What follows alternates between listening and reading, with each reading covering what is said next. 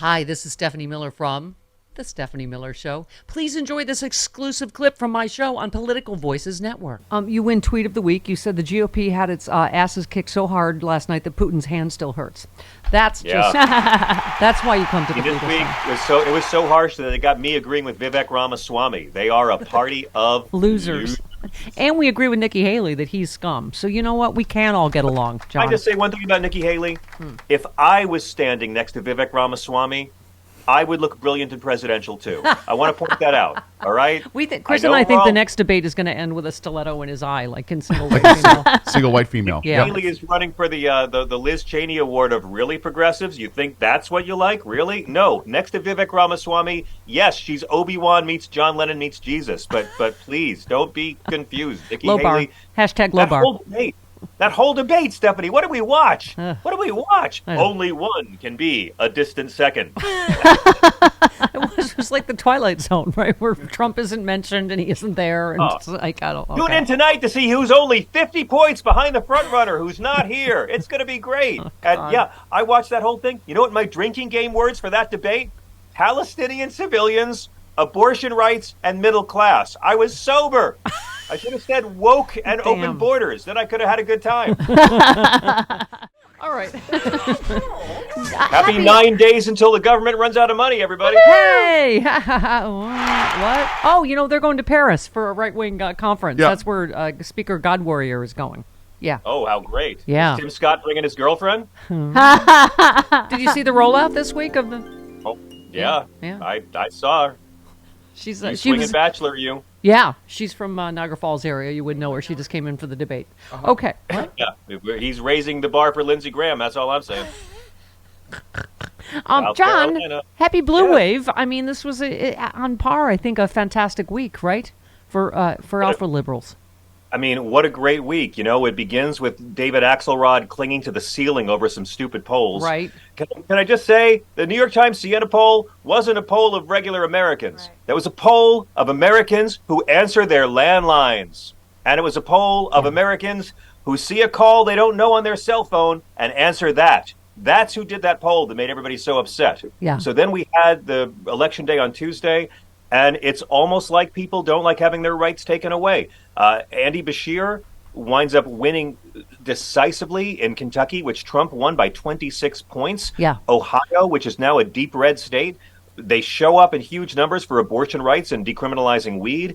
And then goodbye, Glenn Youngkin. No more Hail Mary pass for him. He will not be the great beige hope for the Republican Party. Yeah, I know that was one of your fears, that he's going to parachute in at the last minute, but man. That's what I thought. That's done. God bless my mom's home state. By the way, can I just say, get your take on this? Because you said Joe Manchin looks forward to groveling for the oligarch class in the private sector. Except that, of course, the rumor he's going to run for president with no labels, which, trust me, there is a label. It's MAGA. Tristan Snell, our friend, said Andy Beshear didn't just win in Kentucky. He won in Kentucky without being a Manchin or Sinema centrist dino. He was unabashedly pro-choice, and he opposed an anti-trans bill. He proves you can be a real Democrat and still win in a red state. Am I the only one that I haven't given up on West Virginia if we run a real Democrat? I agree. Right? I mean, I get it. One of the reasons he dropped out is because he's a coward, because he was losing by 13 points, So I get it. That would be a tough maybe one. If they can get Jay Rockefeller or a Democrat with name recognition, but I don't see it happening. Manchin said, I've done everything I set out to do for the people of West Virginia. And I'm like, last in education, first in obesity. I mean, just run down the list of how. And again, this guy gets so many $1 million donations. Do you know there are no billionaires who live in West Virginia? It has 0 billionaires. Yeah. His money all comes from out of state. Right. So you're right. He is part of the third party, let's get Trump elected industrial complex, which features a lot of people I used to respect. Yeah. In the case of Manchin, I do think he's going to look at the numbers and maybe decide it's not worth his time. There's other ways he can help coal industry in the private sector. But if we lose that state, it's tragic. But hey, instead of spending 8 figures for Manchin to lose anyway, let's make sure Ruben Gallego gets elected in Arizona. Let's Sherrod Brown. There's people that need that money. Interesting. Our friend Jojo from Jurors said, during a very scary time for me personally, the child tax credit helped this single mom of 2 put food on the table, and then Joe Manchin, a yacht-owning, Maserati-driving jerk, took it away from me and everyone else who needed it, including the children of his state. So him. No. I mean, I do think Bashir is a good template for a real Democrat in a red state. So I think after Tuesday, John, all bets are off. This is going to be, as you say, the most intense, I think, election year of our life. And that's why it is terrifying that Jill Stein, like you said, I respect the reproductive rights of Jill Stein. That's why I tell people in swing states not to vote for Jill Stein and keep Trump out of the White House. I mean, yeah. Sorry, I will always look. I love third parties. I've voted third party in the past.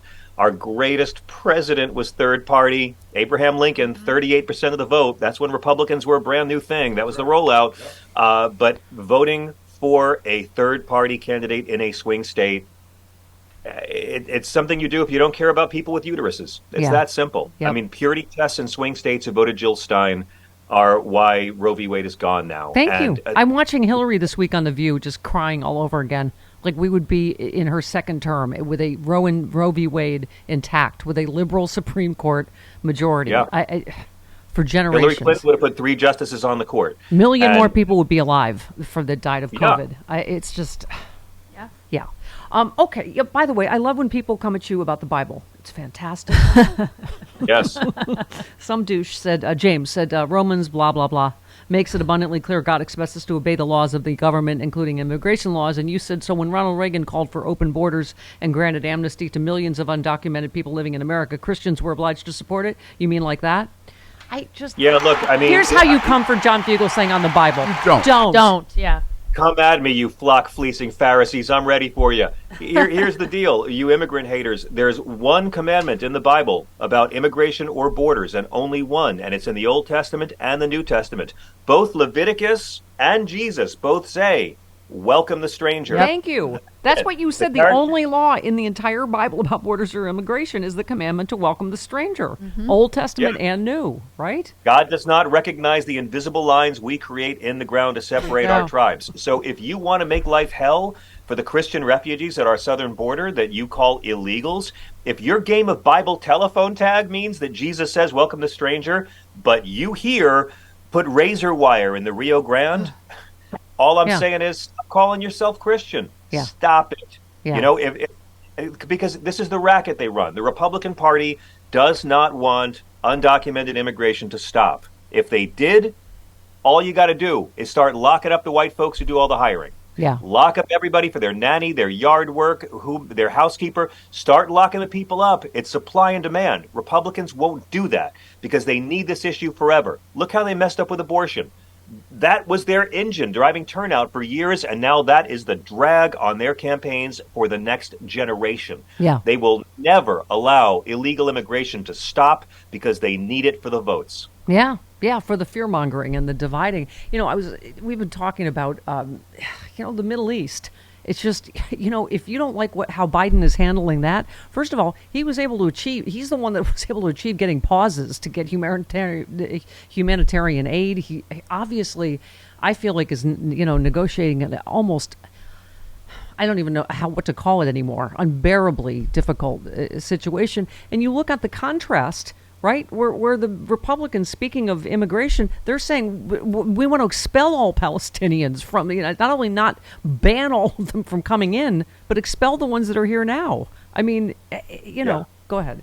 And again, I think Biden and his people are managing this with the certainty that Netanyahu will be gone before this is over. And again, criticizing the civilian government of Israel does not mean you're anti-Jewish or anti-Israeli. Right.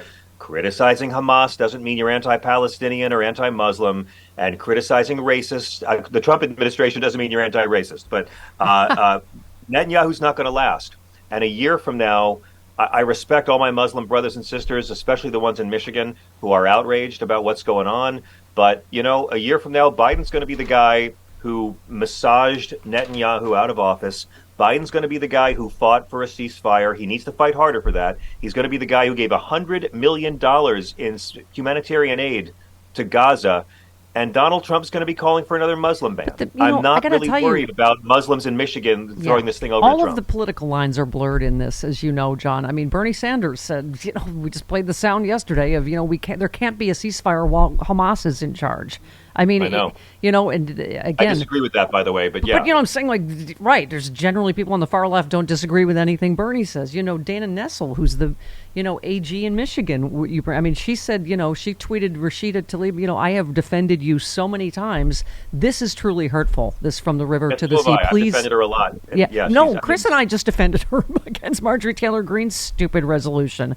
I'll defend her all the time when it's warranted. But but then when she calls Joe Biden genocidal and uses from the river to the sea, you got to go no. River to the sea, she can make an argument about that because the expression's been around forever. But at this point, maybe she didn't know how politically charged that has become. Maybe I'll give her the benefit of the doubt. I don't think she hates Jewish people. Yeah. But come on, man. Who are you? What are you trying to do? What kind of coalition are you going to try to make when you call Joe Biden Genocide Joe? Yeah. Biden's not the one committing the genocide, okay? Hamas are Nazi thugs. Yep. Hamas don't care about Palestine. And the people who fund Hamas, the billionaires who don't live in Palestine, who fund Hamas, really don't care about the Palestinian people. The Palestinian people are there so powerful Muslims can abuse Israel more. It's their part of their whole strategy is to use them as human shields. They built all of Gaza like that to use them in. And as Malcolm has pointed out many times, this is going to have to happen, and it's going to make a lot of people on both sides really pissed off, and young people are going to have to do it. But Israel deserves to live in peace, and they deserve neighbors who recognize their right to exist. Palestine deserves to live in freedom with control of their own borders. Gaza will be a seaside resort community and make a ton of money, and that's going to really upset the Saudi royal family and all the other evil Muslim power brokers who need the suffering of Palestine so they can justify hatred against Israel to consolidate their own power. There's a lot of bad on both sides here. Yeah. Israel and Palestine deserve decent, better leadership, and I think I pray that's going to be at the end of all this destruction.